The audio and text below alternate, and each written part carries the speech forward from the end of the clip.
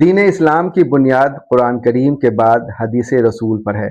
اس مبارک فن کی خدمت بڑی سعادت کی بات ہے۔ اس کے فروغ اور ترویج میں علماء حدیث کی دین و ملت پر عظیم خدمات ہیں۔ ہندوستان کی اس سرزمین نے بڑے محدثین پیدا کیے جنہوں نے فن حدیث کی خدمت کو اپنا اوڑھنا بچھونا بنایا اور اس کے فروغ میں نمایاں کردار ادا کیا۔ انہی بزرگوں کی یاد میں اور نئی نسل کو ان کے کارناموں سے روشناس کرانے کے لیے پٹنہ میں 8 فروری کو آل انڈیا ملی کونسل بہار کے زیر اہتمام علم حدیث میں اہل بہار کی خدمات کے عنوان سے ایک روزہ سیمینار کا انعقاد کیا گیا۔ سیمینار میں کئی لوگوں نے اپنے مقالے پیش کیے۔ بہار لوک سنواد نے مقالہ پڑھنے والوں سے موضوع کے متعلق گفتگو کی۔ ہمارا تعلق امت محمدیہ سے اور ہم لوگوں کے لیے سب سے عظیم المرتبت شخصیت اگر اس کائنات کے اندر کوئی ہے تو آقا مدنی محمد رسول اللہ صلی اللہ علیہ وسلم کی ہے۔ امت محمدیہ کا تعلق اور زندگی گزارنے کے طور و طریقے جو کچھ بھی جاری ہوئے ہیں وہ صرف 2 ہی چیز سے ہیں، ایک قرآن اور دوسری سنت، یعنی نبی کریم صلی اللہ علیہ وسلم کا طریقہ اور ان کا عمل۔ آج کے اس مجلس کا تعلق ایک علمی مجلس سے ہے جس کے اندر ہم دنیا والوں کو، سماج کو، لوگوں کو یہ باور کرانا چاہتے ہیں کہ اللہ کے رسول صلی اللہ علیہ وسلم نے اپنے کلمات عالیہ کے ذریعے، اپنے ارشادات کے ذریعے دنیا اور سماج کو کیسے جینے اور رہنے کا حق بتایا ہے۔ خاص کر کے دنیا کے اندر اخوت و مساوات کی جو تعلیم دی گئی ہے، ایک دوسرے کے عزت و احترام کا جو فرمان جاری کیا گیا ہے، وہ نبی کریم صلی اللہ علیہ وسلم سے کیسے منقول ہوا ہے تاکہ ہم سکون و اطمینان کے ساتھ ایک دوسرے کی عزت و تکریم کے ساتھ اپنی زندگی گزاریں۔ نبی کریم صلی اللہ علیہ وسلم کے ارشادات و فرمودات ہی اصل ماخذ، منبع اور مرجع ہیں قرآن کے بعد۔ قرآن اور حدیث یہی 2 چیزیں ہیں جو انسان کو امت محمدیہ کے اندر صحیح طریقے پر کام کرنے کے لیے ضروری اور لازمی سمجھی گئی۔ ہمارا موضوع انہوں نے دیا تھا بہار میں علماء تشیع اور علم حدیث پہ کام۔ اس سلسلے میں بہار کے علماء تشیع نے جو کام کیا ہے اس میں 1-2 نام ہم چاہتے ہیں کہ آپ کو بتا دیں خصوصی طور سے، اور 3 طرح سے کام کیا ہے۔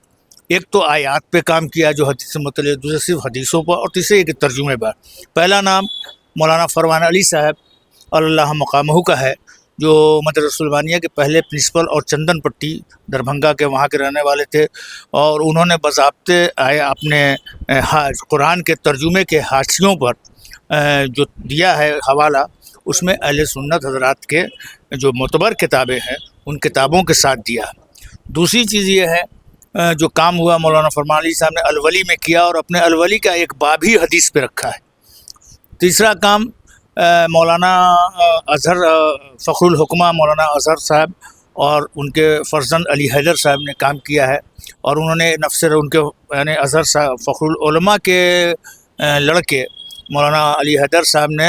4تھی جلد میں حدیثی پر سارے چیزیں رکھی ہیں جو نفس رسول کے نام سے ہے۔ ہم نے یہ بتانے کی کوشش کی کہ اگر اس طرح کے سیمینار ہوتے رہیں تو شاید دوری جو ہے ہم مسلمانوں کے درمیان کی ختم ہو، اس لیے کہ شیعوں کی امتیازی شان یہ حدیث کے سلسلے میں کہ 250 سال تک ہم نے ائمہ علیہم السلام سے ہی حدیثوں کو جمع کیا لیا، اس کو مانے، یعنی یہ کہا جائے کہ متفق علیہ حدیث جو حدیث ثقلین ہے اسی پہ کام ہوا شیعوں کا۔ اور میں نے بتایا کہ علی حیدر صاحب نے فخر العلماء نے صحیح بخاری پہ کام کیا ہے، تو اس سے دوری ختم ہوگی اور یہ احساس ہوگا کہ چند چیزوں کے علاوہ اگر وہ ہم لوگ دیکھیں متفق اور یعنی معتبر کتابوں کا حوالہ لیں، حدیثوں کا لیں، تو اس میں نہ ہمیں اختلاف ہے۔ یہ آپ کا بھی مشاہدہ ہوگا چونکہ آپ ایک میڈیا سے جٹے ہوئے ہیں، اور ہم آپ کو دیکھتے ہیں کہ اب ہر محفل میں بلا تفریق مذہب پہنچتے ہیں۔ بڑی اچھی بات ہے، میڈیا کے ذریعے آپ لوگوں کی باتوں کو لوگوں تک پہنچاتے ہیں، یہ بھی قربت کا ایک آپ کے دلیل دی جائے گی کہ آپ چاہتے ہیں کہ لوگ ایک قریب ہو۔ تو آپ نے دیکھا ہوگا کہ اہل تشیع اپنے مجالس محافل یا جو بھی پروگرام کر رہے ہیں اس میں زیادہ تر سائے ستہ سے صحیح بخاری، صحیح مسلم ترمذی اس کا ہی حوالہ دیتے ہیں، جس سے یہ ثابت کرتے ہیں کہ یہ حدیث کی اہمیت کتنا ہے۔ میں نے جو اپنا اس سیمینار میں مقالہ پڑھا اور مجھ کو ان لوگوں نے جو عنوان دیا تھا وہ مولانا قادر بخش سہسرامی کی کیا خدمات ہیں وہ عنوان دیا، اور میں نے اسی پہ اپنا مقالہ پیش کیا یہاں۔ اور سچی بات یہ ہے کہ مولانا قادر بخش سہسرامی ایسی شخصیت تھی جو گوشہ گمنامی میں پڑی ہوئی ہے، اور اب تک ان کے کارناموں کو سامعین کے سامنے آنے کا موقع، ناظرین کے سامنے آنے کا موقع نہیں ملا۔ یہ بہت اہم شخصیت تھی جنہوں نے حدیث کے موضوع پر بڑا کارنامہ انجام دیا، اور جن کے سلسلے مولانا مناظر احسن گیلانی صاحب نے یہ لکھا ہے، جن کو حافظ حدیث بھی کہا جاتا تھا، کہ مولانا کو جن لوگوں نے دیکھا ہے وہ جانتے ہیں کہ مولانا صحاح کی پوری صحاح ستہ کے اوراق ورق کے ورق زبانی سنائے چلے جاتے تھے، اور بیچ میں بخاری شریف اور اس کی شرح جو ہے فتح الباری اور عینی، اس کی عبارتیں بھی نقل کرتے تھے۔ تو اس اعتبار سے ان کا مقام بہت بلند، بہت اونچا ہے، اور انہوں نے شہر بنارس میں، سہسرام میں، بہار کے پورنیہ میں بساط علم بچھایا، تدریس کا فریضہ انجام دیا۔ ان کے شاگردوں کی بڑی تعداد بھی رہی ہوگی، لیکن ان میں صرف ایک نام جو